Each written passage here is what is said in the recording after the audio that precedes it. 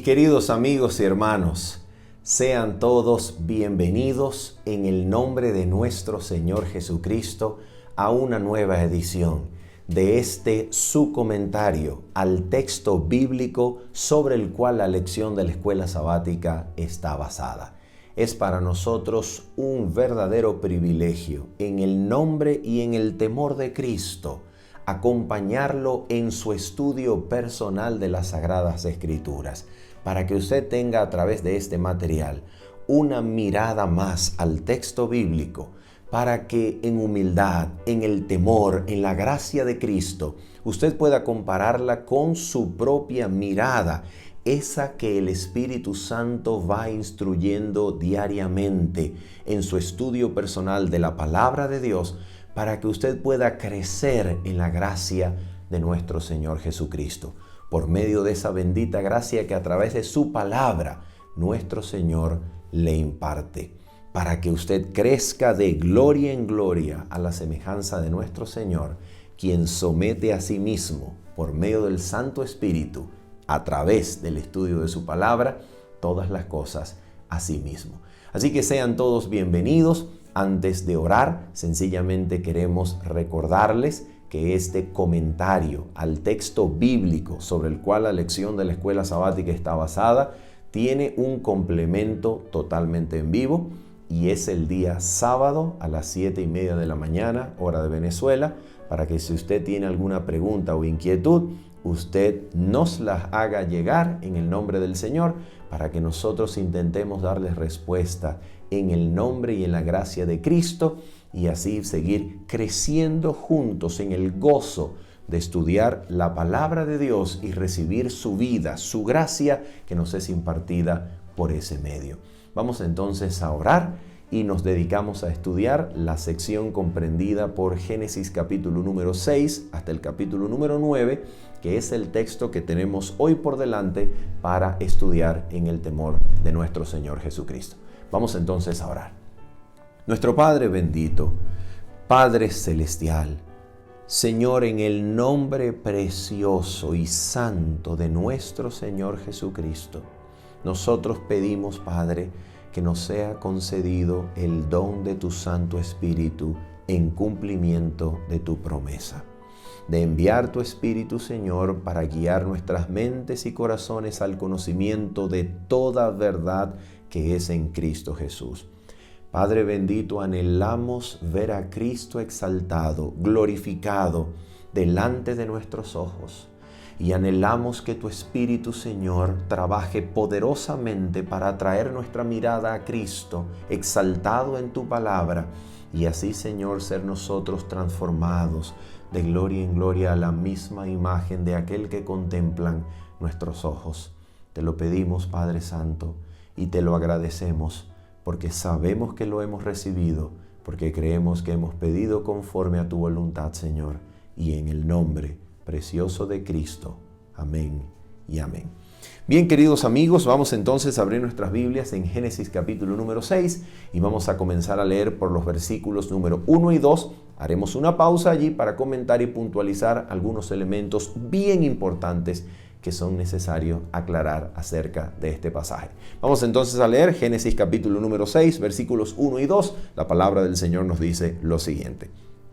Aconteció que cuando comenzaron los hombres a multiplicarse sobre la faz de la tierra, y les nacieron hijas, que viendo los hijos de Dios que las hijas de los hombres eran hermosas, tomaron para sí mujeres, escogiendo entre todas. Acá nosotros necesitamos aclarar lo siguiente. Existe acerca de este pasaje algunas interpretaciones que muestran o intentan comunicar la idea de que estas alianzas, estos casamientos, estas mezclas entre hijos de Dios, por un lado, e hijas de hombre, por otro, equivale a decir que ángeles caídos, demonios, tomaron para sí mujeres humanas y se mezclaron entre ellos sexualmente y engendraron cierto tipo de humanos que el texto más adelante va a llamar gigantes, y por esta razón, por esta alianza interespecie, mejor dicho, esta alianza interracial entre ángeles caídos y seres humanos que produce una nueva raza o especie de humanos, Dios entonces decide traer el diluvio y raer de la faz de la tierra a estos hombres que son creados producto de esta alianza. ¿Enseña la Biblia semejante interpretación? Mire, atención con esto. La mejor forma, la mejor manera de mostrar, de probar si esta interpretación hace justicia al texto es intentar hallar esta enseñanza en otras partes, en otros libros de la Biblia, o tratar de hacer una comparación entre esta interpretación y la visión bíblica de la humanidad o de la historia de la salvación a partir de Génesis hacia adelante. Y la verdad es que cuando nosotros hacemos esto, es que no encontramos absolutamente nada más en toda la Biblia que soporte semejante interpretación. Jesús, por ejemplo, en cada uno de sus discursos no conoce semejante cosa. Los apóstoles en el Nuevo Testamento no conocen semejante cosa. Ninguna otra historia bíblica, desde Génesis 6, a partir de allí en adelante, ni en los libros narrativos, ni en poética, ni en sapiencia, en nada de eso aparece semejante interpretación apoyada. Y cabría esperar, si esta es la interpretación acertada de Génesis 6, 1 y 2, cabría esperar que otros autores bíblicos desarrollaran su comprensión de la historia del mundo basado en esa interpretación. Pero no es eso lo que encontramos en las Sagradas Escrituras. Ningún otro autor, ninguna otra parte, ningún otro elemento basa su comprensión de la historia de la salvación, de la historia del mundo, del gran conflicto de los siglos entre Cristo y Satanás en esta interpretación.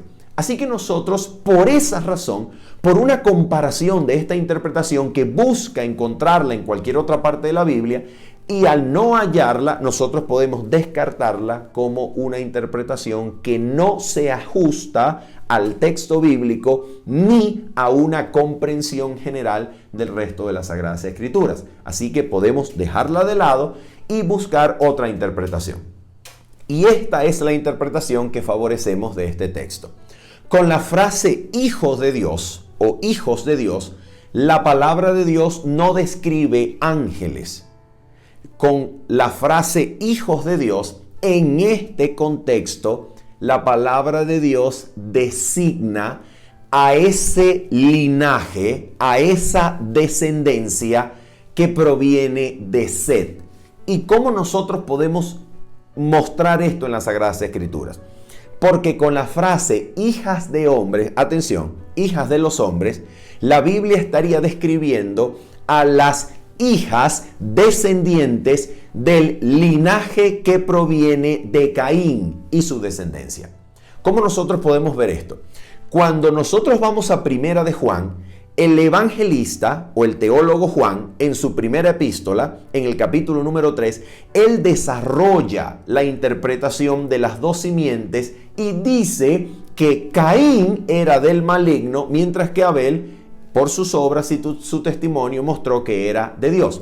Esta interpretación se contiene en el mismo capítulo de Juan, donde él parece interpretar Génesis capítulo 3 versículos 15, donde nos dice que todo aquel que es nacido de Dios no peca, porque la simiente de Dios lo guarda y el maligno no le toca, y dice, y no puede pecar. Entonces, en esta interpretación de Primera de Juan capítulo número 3, nosotros hallamos que el apóstol está situado en una interpretación de dos linajes distintos, un linaje que pertenece a Dios, un linaje que actúa como los hombres, piensa de continuo el mal, va a decir el pasaje de Génesis capítulo 6, y en este pensar, en esta mentalidad, no se parece a Dios, sino que se parece al maligno, al enemigo de Dios. Así que, ¿quiénes son los hijos de Dios? Son los descendientes de Set, que ocupan la posición de linaje santo, escogido, prometido, de donde vendrá el descendiente de la mujer, el hijo varón que ha de nacer para aplastarle la cabeza a Satanás, es decir, de donde vendrá Cristo. ¿Y quiénes son las hijas de los hombres? Son las hijas provenientes del linaje de la descendencia de Caín, que pertenece a un grupo humano que actúa, sigue o vive en conformidad a los pensamientos y designios de Satanás. Por esa razón, entonces, tenemos esta separación: hijos de Dios e hijas de hombres. Entonces, ¿qué es lo que va a ocurrir aquí? Aquí lo que va a ocurrir es que van a haber casamientos entre estos dos linajes. Y cuando estos casamientos se producen, atención, esto no es un tema nuevo en las Sagradas Escrituras, no es un tema aislado, no es el único lugar en la Biblia donde esto es condenable, donde esto es objetable, donde esto se desestima. Por ejemplo, lo vamos a encontrar en los apóstoles, lo vamos a encontrar en la historia de Israel, donde los autores bíblicos hablarán acerca del peligro de que los hijos de Dios, pertenecientes a su pueblo, a su santo linaje, a su descendencia, al grupo humano que teme a Dios, que invoca su nombre, que le teme, que le cree, que tiene fe y profesa fe en Cristo, entre este grupo de hombres y mujeres que pertenecen a grupos humanos que no obedecen a la fe, que no temen a Dios. Y esto lo vamos a encontrar, por ejemplo, en la historia de Israel. Lo vamos a mirar con Sansón, fijando sus ojos en las hijas de los filisteos. Lo vamos a encontrar en los reyes de Israel, por ejemplo, Salomón, fijando sus ojos en la hija de Faraón. Y así sucesivamente lo vamos a mirar en Acab, por ejemplo, tomando como esposa a Jezabel, una sacerdotisa proveniente de un pueblo pagano. Lo vamos a mirar en los apóstoles, donde el apóstol Pablo recomienda en el temor y autoridad del cielo a no unirse en yugo desigual. Lo vemos, por ejemplo, en esa ocasión en donde Finés, hijo de Eleazar, se llenó de celo cuando en medio de la mortandad, porque los hijos de Israel habían visto a las hijas de los amonitas y las habían introducido en el campamento, y luego fueron llevados e inducidos a sacrificar en las fiestas de Baal Peor a los ídolos, a Baal. Y entonces Finés se llena de celo cuando ve a un israelita que ingresa al campamento, a una amonita, a una extranjera, y tiene sexualidad con ella. Y esto es una cosa que se repite en todos los autores de la Biblia, aparece en el resto de las Sagradas Escrituras. Así que nosotros podemos confirmar esta interpretación en el resto de las Sagradas Escrituras, mirando que es un tema recurrente, el hecho de que Dios en su palabra, por medio de los profetas, recomiende no tomar mujer a los hijos de Dios que le temen, que pertenecen a su pueblo, no tomar mujer del mundo, de otras naciones, de religiones paganas, de descendencias que no temen al Señor. ¿Por qué razón? Porque en la unión de yugo desigual se comete y se corre el gravísimo peligro de ser inducido a prácticas, a creencias que Dios no aprueba en su palabra. Y se corre el riesgo de unir la vida con una persona que Dios no aprueba porque no comparte una fe en Cristo, una fe en su palabra, tal como nosotros hemos sido instruidos. Y cuando este peligro se desestima y las personas hacen eso, están en grave peligro de manchar, de dañar su proceso de formación de carácter en el temor y en la gracia de Cristo, de manera que estos casamientos pueden tener consecuencias no solamente para esta vida, sino también para la venidera, para la vida eterna. Así que esto es un tema recurrente en las Sagradas Escrituras y podemos entonces a través de esa forma confirmar nuestra interpretación. Seguimos entonces, Génesis 6, versículo número 3, dice el texto lo siguiente.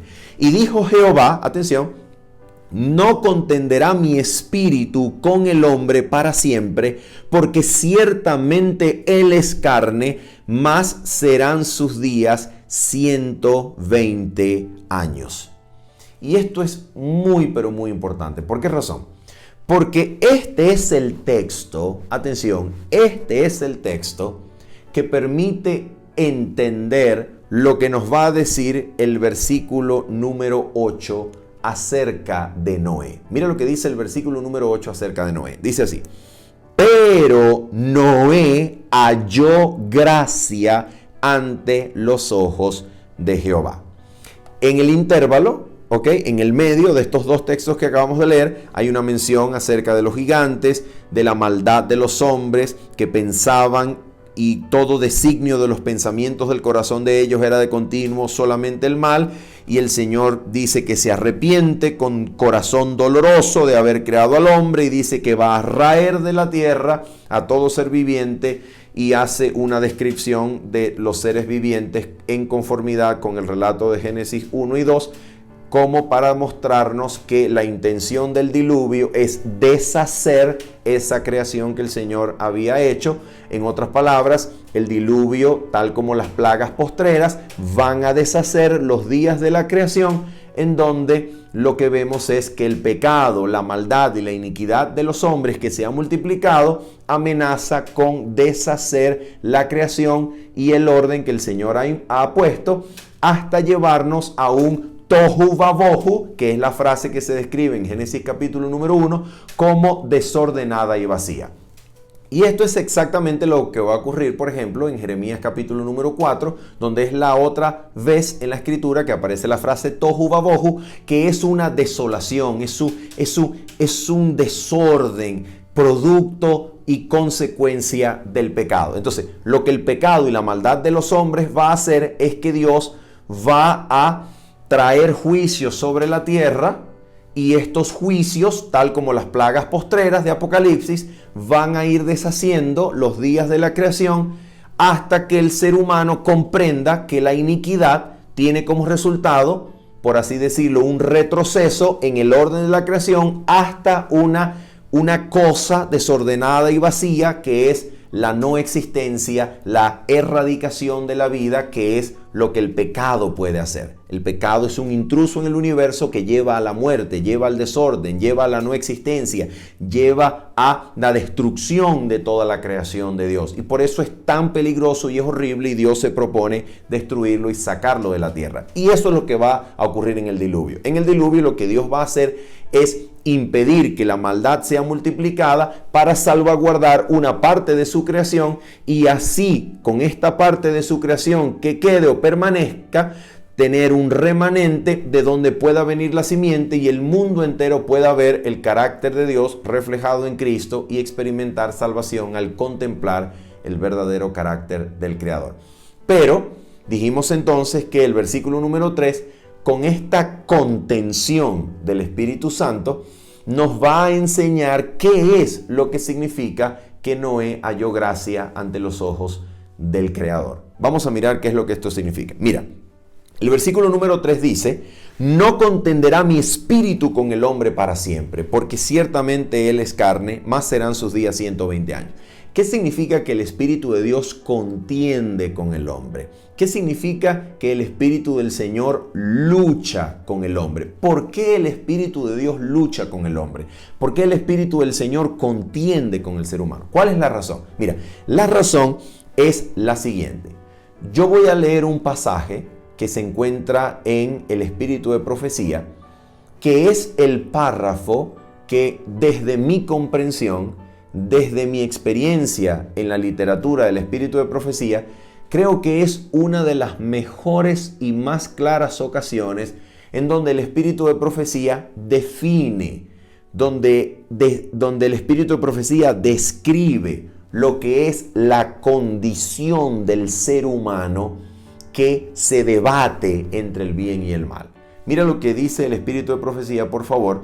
Voy a leer en el libro La Educación, en la versión electrónica, es la página 28. Para los que no tienen la versión electrónica, es el capítulo número 4. Mira lo que dice esta declaración, que es una descripción maravillosa acerca de aquello en lo que consiste la vida interna del hombre, aquello en lo que consiste el ser humano en su aspecto interno. Mira esto, dice así: Cristo es la luz que alumbra a todo hombre. Escúchame. Así como por Cristo todo ser humano tiene vida, así por su medio toda alma recibe algún rayo de luz divina. En todo corazón existe no solo poder intelectual, sino también espiritual, una facultad de discernir lo justo, un deseo de ser bueno. Pero contra estos principios lucha un poder antagónico. En la vida de todo ser humano se manifiesta el resultado de haber comido del árbol del conocimiento del bien y del mal. Hay en su naturaleza una inclinación hacia el mal, una fuerza que solo, sin ayuda, él no podría resistir. Para hacer frente a esa fuerza, para alcanzar el ideal que en lo más íntimo de su alma reconoce como única cosa digna, puede encontrar ayuda en un solo poder. Ese poder es Cristo. La mayor necesidad del hombre es cooperar con ese poder. ¿No debería ser acaso esta cooperación el propósito más importante de la verdadera educación? Y de manera parentética, nosotros podemos decir que para el espíritu de profecía, en este capítulo y alrededor de todos sus escritos, la educación es una sierva del plan de la salvación. Tanto que puede decirse que para el espíritu de profecía, educar equivale a redimir. Entonces nota esto. ¿Qué es lo que ella nos acaba de decir acá en relación con el ser humano que nosotros podríamos tomar para interpretar Génesis 6, versículo 3? Mira esto. Cada ser humano que nace sobre la tierra nace para ser iluminado por Cristo. Cristo es la luz verdadera que alumbra a todo hombre.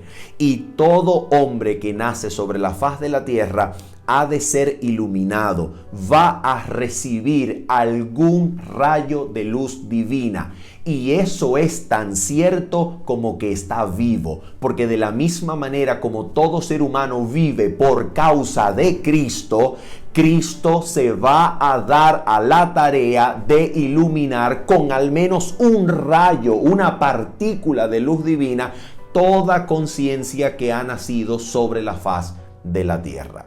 Entonces, esta iluminación de Cristo se transforma en el ser humano en un anhelo, en un deseo de hacer el bien, de ser bueno. Pero contra este anhelo, que es la única cosa digna en el hombre, contra este anhelo opera un poder antagónico, una inclinación hacia el mal. Entonces nota esto. El ser humano, tal como se describe en Génesis capítulo 6, versículo número 3, el ser humano va a ser una lucha entre dos poderes. El ser humano será un campo de batalla entre estos dos poderes. El espíritu de gracia, que por medio de Cristo le va a iluminar, le va a influenciar para que el corazón pueda despertar hacia las cosas nobles y dignas. Pero al mismo tiempo hay un poder en él que lo inclina hacia el mal, que es el resultado de que la humanidad comió del árbol del conocimiento del bien y del mal. Entonces, esta gracia que Noé halló, de la cual nos habla el versículo número 8, ¿qué cosa es? Es exactamente la obra del Espíritu Santo que contiende por el corazón del hombre, para llevarlo a que el hombre reconozca en este anhelo de ser bueno, en este noble ideal, reconozca la voz de Cristo que lo atrae hacia el Calvario para darle una nueva vida por medio de la fe. Mira cómo describe la gracia, por ejemplo, mira cómo se describe la gracia en Santiago capítulo número 4. Santiago capítulo número 4, y vamos a leer por favor en el versículo número 5 y 6. Santiago 4, versículos 5 y 6, dice así el texto acerca de la gracia. Notemos: ¿o pensáis que la Escritura dice en vano, el Espíritu que Él ha hecho morar en nosotros nos anhela celosamente? Nota por favor lo que nos dice la palabra de Dios acerca del Espíritu Santo. El Espíritu Santo Dios lo ha hecho morar en nosotros para que nos anhele celosamente, para que nos procure celosamente, para que nos busque celosamente. El Espíritu Santo hace una obra en todo ser humano que nace en este mundo. ¿Una obra de qué? Una obra de atraerlo, una obra de luchar por esa alma, una obra de influenciar en ese corazón, para que ese corazón despierte, se dirija, eleve su mirada hacia Cristo, hacia el Calvario, hacia las cosas nobles que provienen de Dios. Esa obra es universal. ¿Y por qué es universal? ¿Gracias a qué cosa? Gracias a que Cristo la compró con su sacrificio perfecto en la cruz y la ha dispensado a todos los hombres sobre la tierra. Por eso Cristo se transforma en la luz que alumbra a todo hombre que nace en este mundo. Ahora nota esto. Mira cómo se le llama a ese espíritu que Dios ha hecho morar en nosotros para anhelarnos celosamente. Mira cómo se le llama en el mismo siguiente versículo. Versículo número 6 dice: pero Él da mayor gracia. Por esto dice, Dios resiste a los soberbios y da gracia a los humildes. Entonces, nota cómo se le llama al trabajo anhelante, incesante del Espíritu Santo en Santiago capítulo 4, versículo número 6 y 7. ¿Cómo se le llama? Se le llama mayor gracia. ¿Cómo se le llamó en el versículo 5? Se le llamó el Espíritu que Dios ha hecho morar en nosotros. Entonces, el Espíritu Santo contiende con cada corazón humano. Y esa obra puede resultar solamente en dos cosas. O resulta en una transformación del ser humano que recupera la imagen moral de Dios al ceder, al cooperar con este espíritu de gracia que proviene de Cristo y nos atrae para elevarnos. Puede resultar entonces en un ser humano transformado, en una nueva creación, porque el ser humano ha cedido a esta influencia, a este llamado y atracción. O puede resultar en un humano que se condena a sí mismo porque se ha opuesto, se ha cerrado, se ha hecho un enemigo de este espíritu, oponiéndose para que este espíritu no lo lleve a la cruz, donde puedas recibir una nueva vida en Cristo.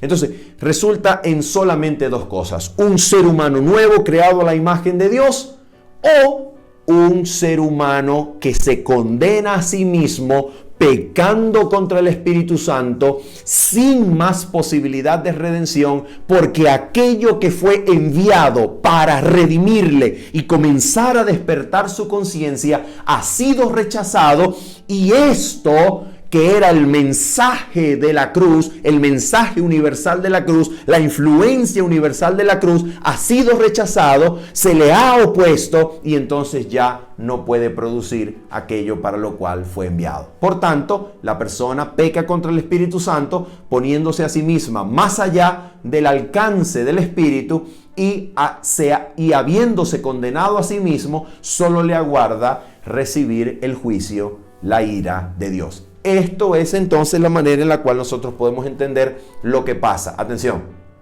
con Noé y lo que pasa con los que van a morir en el diluvio. ¿Qué es lo que pasó con Noé? Pues Noé cedió ante el espíritu que lo anhelaba celosamente. Noé cedió, Noé no se le opuso a esta gracia que proviene de Cristo, el Espíritu lo anheló celosamente, Noé cedió y entonces encontró la plenitud de gracia que comenzaba con los destellos anhelantes e incesantes de la obra de influencia del Espíritu en su corazón para despertarlo y mirar al Calvario hacia Cristo. Noé cedió y entonces Noé halló gracia delante del Señor. No quiere decir que Dios miró, buscó a ver entre toda la humanidad perdida y vio a un solo hombre que era justo y dijo, mira, encontré a uno. No quiere decir esto. Quiere decir que Dios, por medio de su Espíritu, gracias a Cristo, gracias al Calvario, deja su Espíritu salir para que influya, para que busque atraer a toda la humanidad, pero de toda esta humanidad cedió Noé a su Espíritu y Noé entonces encontró la plenitud de su gracia que dirigió a Noé y a su familia hacia el arca. Esto es lo que la Biblia nos enseña. De lo contrario, entonces sencillamente tenemos a un Dios que miró hacia abajo a una humanidad totalmente perdida y encontró que había un hombre llamado Noé que tenía mérito suficiente para salvarse y como tenía mérito suficiente, decidió salvar a la humanidad por causa de los méritos de Noé. Sería una interpretación absolutamente errada, absolutamente humana, que no tiene nada que ver con la historia de la salvación ni con lo que Cristo enseña acerca de su gracia y acerca de la obra del Espíritu. Vemos entonces que lo que va a suceder con las personas del diluvio es que estas personas han pecado contra el Espíritu Santo. ¿Por qué han pecado contra el Espíritu Santo? Porque se han opuesto al Espíritu que contendía por sus corazones. El Espíritu que los anhelaba celosamente fue resistido, se le opusieron y al oponérsele, al resistirse, pecan contra el Espíritu Santo y lo único que les espera es entonces el descenso de la ira de Dios que desciende en forma de agua, en esta ocasión en forma de agua, en el juicio final en forma de fuego. Y eso es lo que dice el apóstol Pedro. El apóstol Pedro en su segunda epístola, por allá en el capítulo número 3, va a decir exactamente eso. Va a decir que una vez el Señor destruyó el mundo en agua, pero ahora ya no, sino que su palabra lo sostiene para que ahora sean destruidos los cielos y la tierra por medio del fuego que purifica, por medio del fuego que lava esta tierra para que sea la morada eterna de los santos. Y eso es lo que el apóstol Pedro interpreta acerca del diluvio. ¿Qué es el diluvio entonces? Es la ira de Dios que desciende sobre las personas que han pecado contra el Espíritu Santo y sencillamente reciben la venida del juicio de Dios, la venida de su ira, porque ya estas personas se han puesto más allá de la salvación, habiéndosele opuesto, resistido al Espíritu de gracia. Lo que vemos entonces en el medio de todo esto, en medio de esta exposición teológica sobre el diluvio, lo que vemos entonces es a un Noé que, como dice la palabra de Dios, vamos a buscarlo en Hebreos capítulo número 11, será lo siguiente. Vamos a mirar lo que dice las Sagradas Escrituras en Hebreos capítulo número 11, versículo número 7. Mira lo que dice la Escritura acerca de Noé. Versículo que confirma nuestra interpretación de lo que sucede con todo hombre que nace en la tierra acerca de el Espíritu de Dios, el Espíritu de gracia, el Espíritu Santo que contiende por su corazón a la par de una inclinación hacia el mal que hace al hombre un ser carnal constituido entonces como como una arena, como un campo de batalla entre dos poderes que buscan ganar su corazón. Mira lo que dice entonces Hebreos capítulo número 11, versículo número 7. La escritura dice: por la fe Noé, cuando fue advertido por Dios acerca de cosas que aún no se veían, con temor preparó el arca en que su casa se salvase. Y luego dice: y por esa fe condenó al mundo. ¿Por qué razón el mundo es condenado? Porque mientras uno tiene fe, los demás no la tienen. ¿Se dan cuenta? El mundo no fue condenado porque todo el mundo se perdió, pero uno tuvo el mérito suficiente para ser salvado. No, sino que el mundo es condenado cuando por la fe uno cree, cuando por la fe uno cede a esa influencia, a ese espíritu de gracia que contiende por el corazón, mientras que los demás se le oponen y son entonces condenados. Entonces dice el texto, atención: y por esa fe condenó al mundo y fue hecho heredero, atención, heredero de la justicia que viene por la fe. ¿Qué cosa heredó Noé? La justicia que viene por mérito propio, mérito humano, no, por la fe. Noé entonces, al ceder al Espíritu de Dios, entonces se manifiestan en él los frutos del Espíritu, entre los cuales está la fe. La fe también es un don que Dios pone en aquel que cede a la influencia de su Espíritu, su conciencia despierta, comprende el plan de la salvación, su mirada se pone en Cristo, en la cruz, y se produce la fe como resultado de ceder a la influencia del Espíritu Santo que comenzó la obra en nosotros. Eso es lo que enseña la palabra de Dios. ¿Qué es lo que hay entonces en el medio? ¿Qué es lo que hay en medio de esta exposición? Bueno, tenemos entonces el capítulo número 6, versículos 9 hasta el 22, donde se nos describe todo lo que Noé hizo en conformidad con la palabra de Dios que le advertía acerca del diluvio venidero para construir el arca donde iba a entrar él y su casa. ¿Qué podemos nosotros comentar acerca del arca en este contexto? Mira, si hay algo absolutamente claro en todo esto, es que el arca y su construcción no es lo que salva a Noé. No es el arca lo que salva a Noé.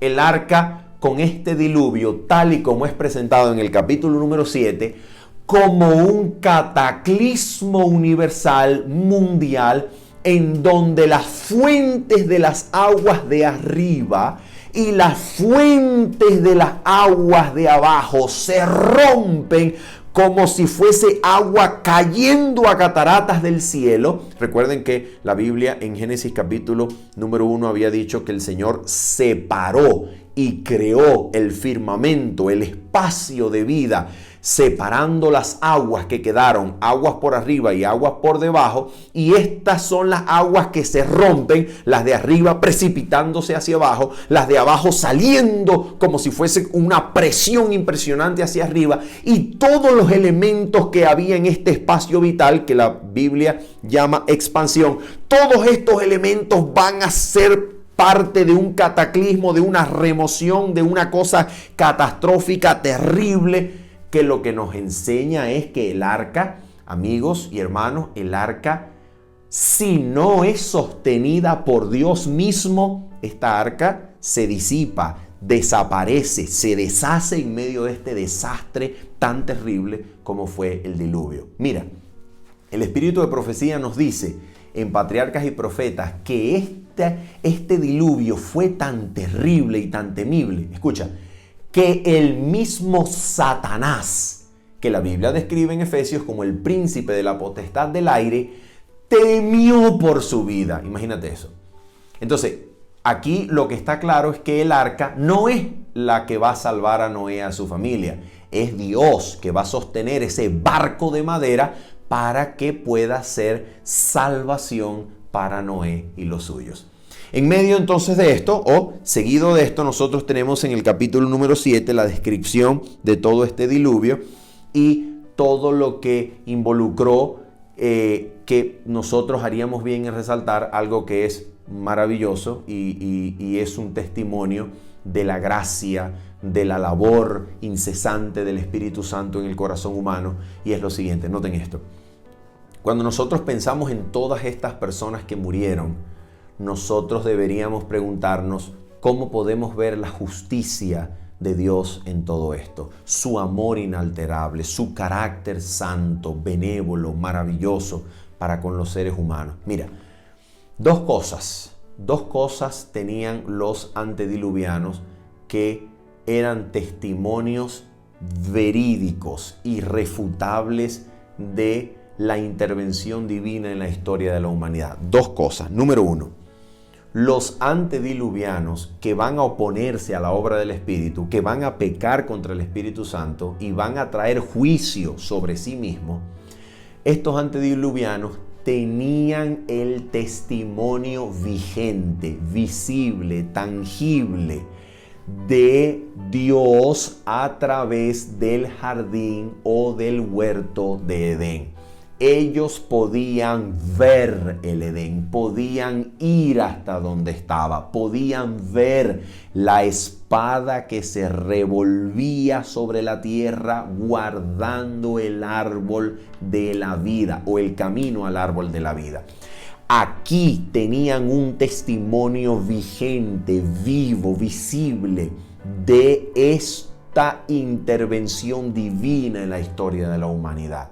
Ellos, al decir no hay Dios, estaban siendo absolutamente necios porque tenían acceso a este Edén que se veía, y por esa razón, al rechazar a Noé, pregonero de justicia, ellos estaban pecando contra el Espíritu Santo. Era un testimonio, el de Noé, que era lo que Dios les faltaba nada más por hacer, porque ya lo había hecho todo por ellos. El Señor les dio el testimonio del jardín del Edén, les dio toda esa visión, les dio ahora el trabajo anhelante, incesante del Espíritu Santo, la gracia que atrae, la predicación de Noé. Cada martillo de Noé en la construcción del arca era un testimonio de que el siervo de Dios correspondía a sus palabras con sus acciones. Una cosa impresionante. Y el otro testimonio, el segundo elemento que es necesario destacar, es que los animales obedecían a la voz de Noé. Los animales vinieron en número hacia el arca donde el Señor los estaba llevando y hacia donde los atraía. Y es impresionante que estas personas, viendo ese espectáculo de animales entrar al arca, todavía dudara y permaneciera oponiéndose al llamado de gracia del Espíritu Santo. Una cosa impresionante. Así que podemos estar seguros que lo que Dios hace al traer el diluvio sobre estas personas y raerlas sobre la faz de la tierra es el descenso de la ira de Dios, atención, que produce una muerte que intenta evitar peores consecuencias en la vida o práctica o existencia de esos seres humanos. ¿Por qué razón? Mira por qué. Porque si Dios deja seguir la maldad e iniquidad se sigue multiplicando. Hermanos, créanlo, las consecuencias para estas personas de vivir una vida más larga en medio del pecado, hundiéndose más y más en su iniquidad, la consecuencia de la ira de Dios sería peor sobre ellos que si Dios les enviaba agua en este momento, los raía de la existencia, evitándole aún la ira de fuego. Entonces, nosotros podemos ver aquí que Dios decide ponerle fin a la existencia humana que se había corrompido de tal manera, que había pecado de tal manera contra el Espíritu Santo, que parecían poseídos ya de demonios. todos sus pensamientos e inclinaciones y designios de su corazón era de continuo el mal. Era como una raza poseída por demonios. Y Dios entonces decide darle fin y en su misericordia ponerle fin a estas vidas que de lo contrario acarrearían muchas y más peores consecuencias que haber muerto precipitadamente por causa del agua. Dios realmente es bueno y podemos ver su gracia y su misericordia al ponerle fin a una vida que de lo contrario se haría más y más y más posesión de Satanás, llevando más y más consecuencias de la ira de Dios que tener esta agua que vino y sencillamente les puso fin a su vida. Vemos entonces que luego de Génesis capítulo número 8, que describe los sucesos posteriores al diluvio, nosotros tenemos un capítulo extraordinario, maravilloso, como es el capítulo número 9.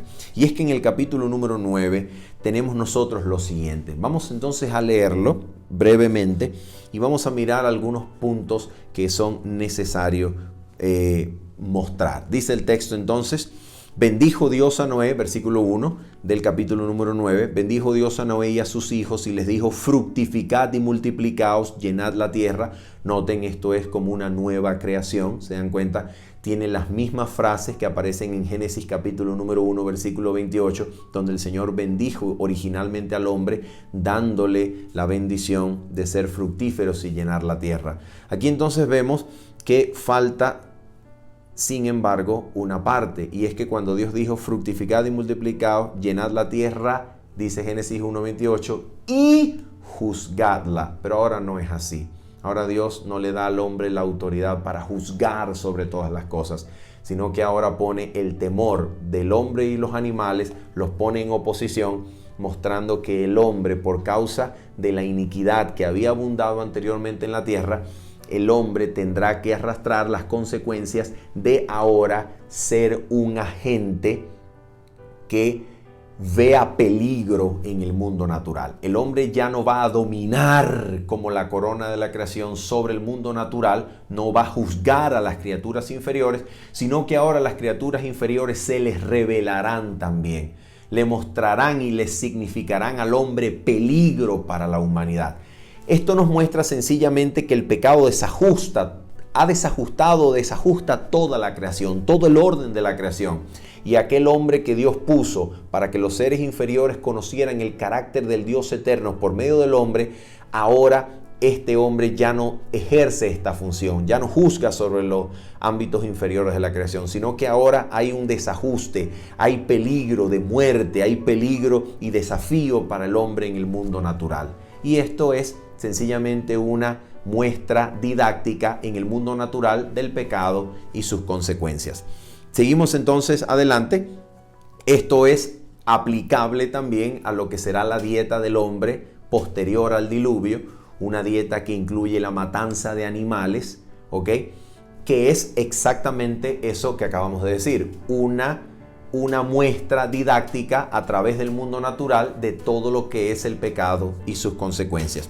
Seguimos entonces, versículo número 6 dice el texto: el que derrame sangre de hombre, por el hombre su sangre será derramada, porque a imagen de Dios es hecho el hombre. Y esto será una prohibición acerca del asesinato e incluso también acerca de sacrificios humanos que tenían como propósito salvaguardar la vida humana en medio de lo que sería de otra manera una total depravación.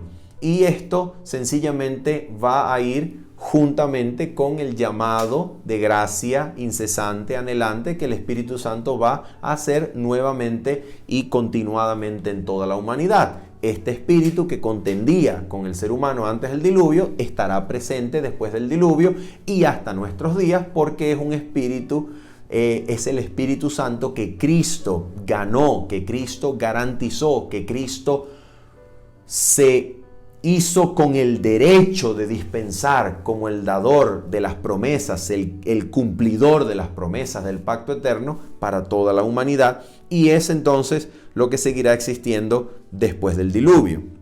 Sigue diciendo lo siguiente, vamos a mirar el versículo número 9 que trata acerca de esto mismo que acabamos de decir. Dice: He aquí, esto lo dijo Dios a Noé, he aquí que yo establezco mi pacto, nota lo que dice Dios, mi pacto con vosotros y con vuestros descendientes después de vosotros.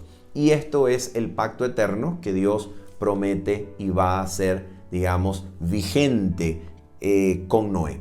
Pacto eterno, no que anteriormente no estaba vigente, sino que pacto eterno al cual Dios va a llamar a Noé para que Noé sea consciente de esto, para que Noé sea consciente de esta verdad, para que Noé sepa y reconozca la razón por la cual ha sido salvo de esta ira de Dios que descendió del cielo a través del diluvio. ¿Cuál es la razón por la cual fue salvo? ¿Cuál es la razón por la cual Dios establece su pacto con Noé?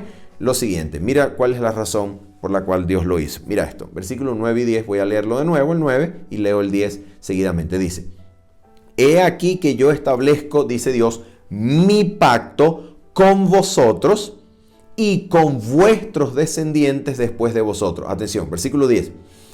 Y con todo ser viviente que está con vosotros, aves, animales y toda bestia de la tierra que está con vosotros, desde todos los que salieron del arca hasta todo animal de la tierra. Estableceré mi pacto con vosotros y no exterminaré ya más toda carne con aguas de diluvio, ni habrá más diluvio para destruir la tierra. A ver, una pregunta.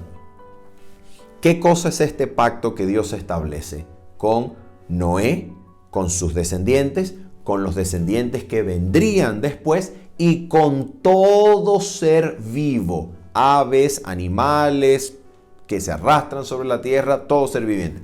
¿Qué es este pacto? Mira esto.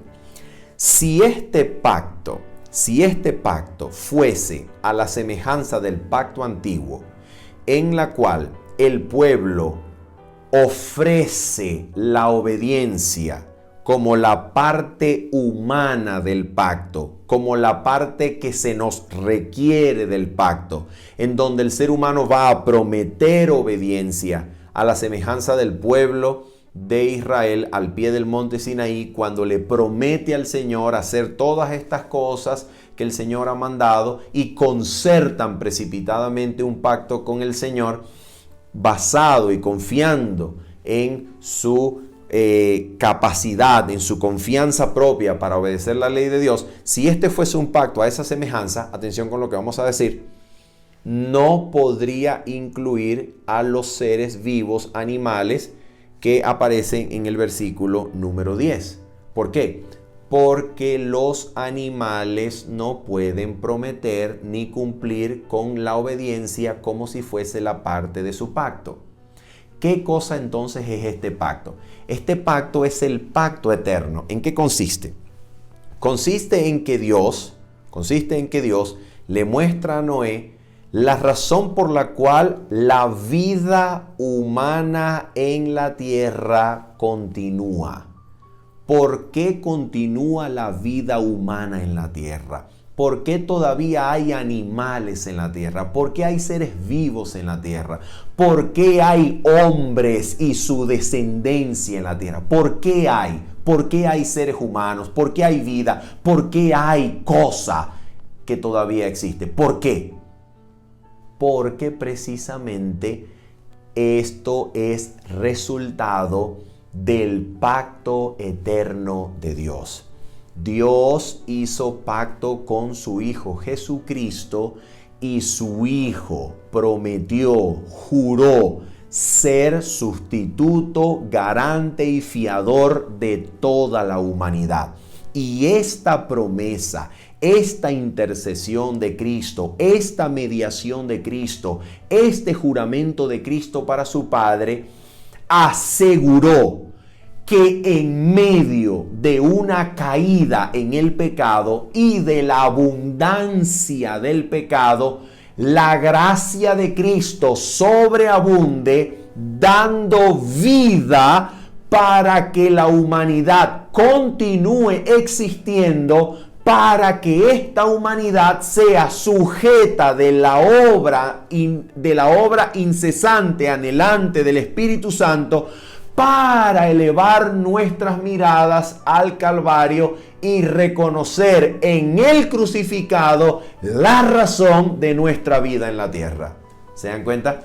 En otras palabras, el pacto eterno garantiza para el ser humano la vida en la tierra. Y la vida en la tierra para el ser humano, ¿qué es? La vida en la tierra es un periodo de prueba, es un periodo de gracia, es una segunda oportunidad para que ahora el ser humano siga siendo sujeto de la obra anhelante, incesante del Espíritu de gracia, que quiere levantar su mirada para que el hombre conozca quién es Dios, para que el hombre le agradezca su vida a Cristo, para que el hombre sepa que fue comprado por Cristo. Y en este reconocimiento se produzca la fe que lo conduzca a la nueva tierra.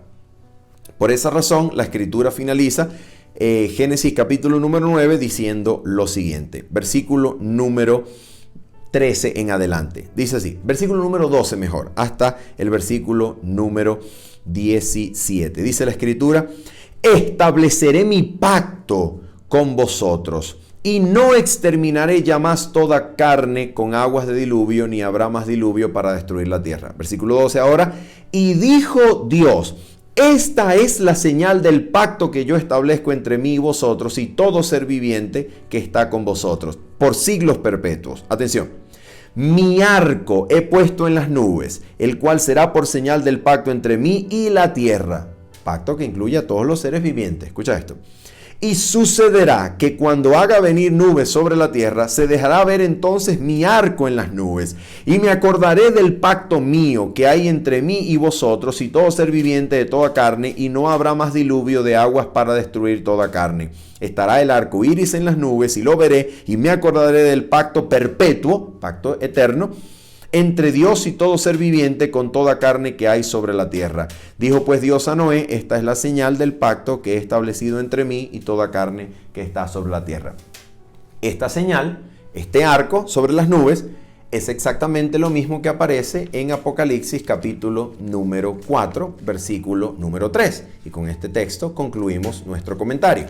Dice Apocalipsis capítulo número 4, versículo número 3, lo siguiente. Atención, dice así la palabra de Dios.